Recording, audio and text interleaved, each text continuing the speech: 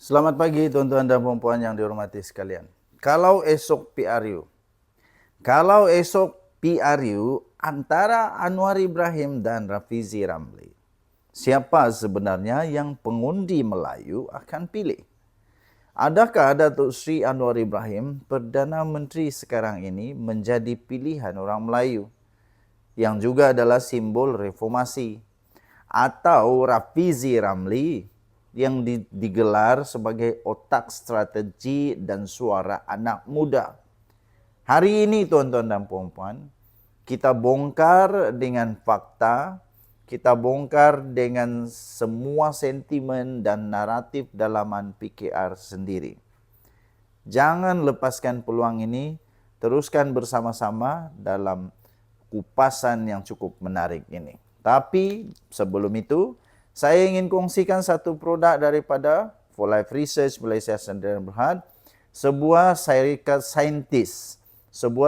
saintis yang telah menemui transofaktor yang dapat meningkatkan imun badan sehingga 400 kali ganda supaya imun badan kita sihat melawan penyakit. Bagi anda yang memang sudah ada masalah kencing manis, darah tinggi, kolesterol, buah pinggang, kanser, sakit mata, sakit telinga, sakit paru-paru, sakit lelaki, sakit perempuan, lemah tenaga batin, apa saja penyakit disebabkan kerana imun badan yang lemah. Dengan transofaktor, anda boleh sembuh dengan kerana imun badan yang kuat, ya. Bukan kerana transofaktor, bukan kerana ubat hospital, bukan, tapi kerana imun badan kita yang kuat melawan penyakit dengan bijak menyebabkan kita sembuh. Bagi anda yang sungguh-sungguh serius mau sembuh, yang sungguh-sungguh saja, ya, yang mau betul-betul, hubungi saya di sini, ada nombor telefon. Jangan lupa, sekarang ada promosi tahu. Okey, baik tuan-tuan dan puan-puan. Anwar Ibrahim bukan satu nama baru. Sejak tahun 1970, beliau adalah ikon penggerak Islam. Gerakan Islam masuk UMNO, timbalan Perdana Menteri, kemudian masuk penjara dan akhirnya PM ke-10. Tapi 25 tahun reformasi, Anwar sering dilihat sebagai elitis politik, rapat dengan golongan atasan tapi susah nak turun gaya ke kampung. Rafizi pula muncul tahun 2012 dengan pendedahan NFC dan non-MDB. Walaupun kena saman, kena penjara, dia jadi simbol anti kleptokrasi dan suara orang muda. Tapi reputasi Rafizi ini lebih urban di kawasan luar bandar. Nama dia tak sekuat Anwar Ibrahim. Okey, sekarang ni Anwar Perdana Menteri, tapi adakah dia popular? Realitinya ekonomi masih perlahan. Kos sara hidup makin tinggi, isu Melayu dan Islam dimainkan pula oleh pembangkang.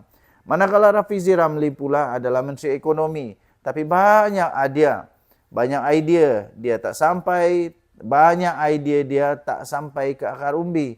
Contohnya dana madani, rahmakat, tapi rakyat tanya, kat mana manfaat sebenar? Okey. Namun begitu, pengundi muda dan kelas menengah lebih suka gaya Rafizi yang tenang, berfakta, digital savvy. Sementara Anwar pula dilihat bercakap terlalu panjang, banyak retorik, kurang hasil yang cepat dan sebagainya. Undi Melayu, siapa lebih diterima? Anwar pernah menjadi dominasi undi Melayu luar bandar, tapi sejak tahun 2018 sokongan itu merosot.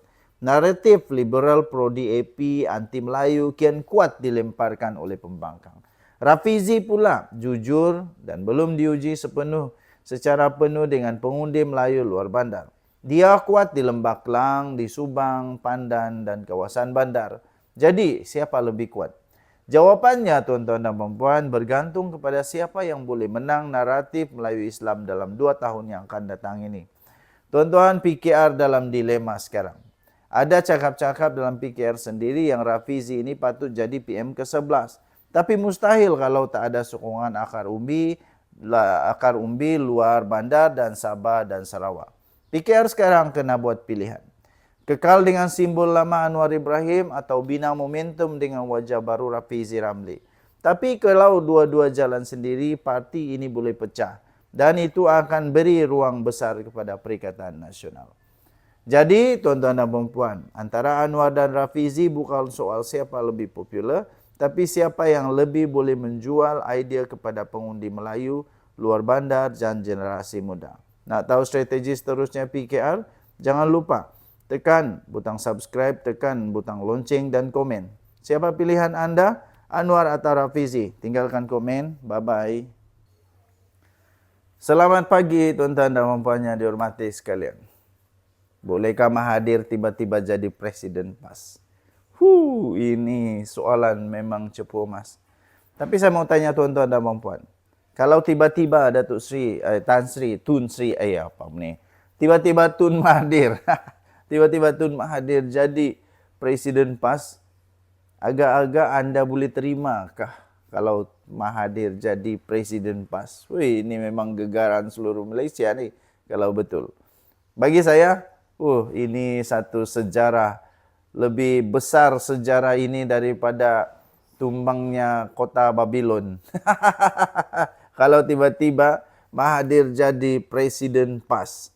Okey, sebelum kita bincang itu, saya ingin kongsikan satu produk nama dia Transfer Factor daripada For Life Research Malaysia Sdn Bhd.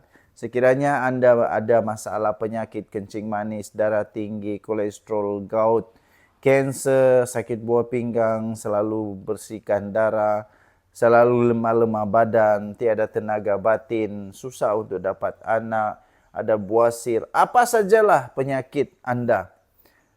Pendek kata kesimpulannya ialah semua penyakit menjadi penyakit kerana imun badan kita yang lemah. Transfer Factor Advance atau Transfer Factor daripada For Life Research Malaysia Sdn Bhd ini boleh meningkatkan imun badan kita sehingga 400% kekuatan tubuh badan, imun badan kita untuk melawan penyakit. Apabila imun badan kita kuat, kita mampu untuk lebih sihat secara optimum dan melawan penyakit. Okey, bagi anda yang memerlukan ini sahaja ya, bagi anda yang sangat serius saja boleh WhatsApp saya, hubungi saya di nombor yang tertera di sini. Anda boleh terus dapatkan ini. Saya akan layan anda dan saya akan rekomendasikan anda produk yang terbaik untuk masalah kesihatan anda. Okey, kita teruskan.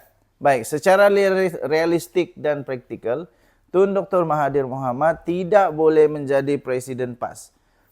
Berikut sebab-sebab secara jelas dan terperinci. Nombor 1, of course, sebab Mahathir bukan ahli PAS. Sebab Mahathir bukan ahli PAS. Seseorang itu mestilah ahli yang PAS yang sah untuk jadi presiden dan telah aktif dalam parti dan melalui hierarki parti, contohnya EJK Pusat, Dewan Ulama, Pemuda dan lain-lain. Mahathir pula bukan ahli PAS, malah beliau pernah menjadi musuh politik utama PAS sejak era tahun 1980-an, termasuk isu Mamali, Amanat Hadi dan krisis perundangan Islam. Kemudian nombor 2, falsafah politik Mahathir yang berbeza. PAS berteraskan politik Islam. Manakala Mahathir mewakili nasionalisme Melayu sekular. Walaupun beliau menyokong isu-isu Melayu Islam secara politik. Mahathir pernah menghina pendekatan ulama PAS dan pernah menyindir hukum hudud PAS sebagai mainan politik. Nombor 3, hubungan sejarah yang tegang. Isu Amanat Hadi 1981 dan kes Memali 1985 memperlihatkan konflik teologi dan politik antara Mahathir dan PAS yang tegang. Walaupun Mahathir menyokong kerjasama dengan PAS melalui GTA dan Perikatan Nasional, beliau bukan insider PAS. Nombor 4, kepimpinan PAS bersistemkan ulama. Presiden PAS kebiasaannya berlatar belakangkan agama Islam yang kuat. Lulusan daripada pondok, lulusan daripada Mesir, lulusan daripada Madinah dan sebagainya. Manakala Mahathir pula bukanlah tokoh agama atau ulama. Beliau lebih dikenali sebagai teknokrat dan nasionalis. Satu-satunya kemungkinan kecil untuk Mahathir jadi presiden PAS ialah jika PAS ubah perlembagaan parti dan menerima Mahathir sebagai ahli luar biasa dan kemudian melantiknya secara langsung. Tetapi ini sangat mustahil. Ini sangat mustahil. Malah majoriti akar umbi PAS dijangka menentang idea ini dengan keras. Kesimpulannya Mahathir tidak boleh dan tidak layak tidak akan jadi presiden PAS dari segi undang-undang parti, sejarah konflik, falsafah politik, dan kehendak akar umbi. Oke? Tinggalkan komen Anda, apa pendapat Anda. Denyut Nadi Suara Rakyat bergema di channel ini. Jangan lupa tekan butang subscribe, like, dan share. Bye-bye.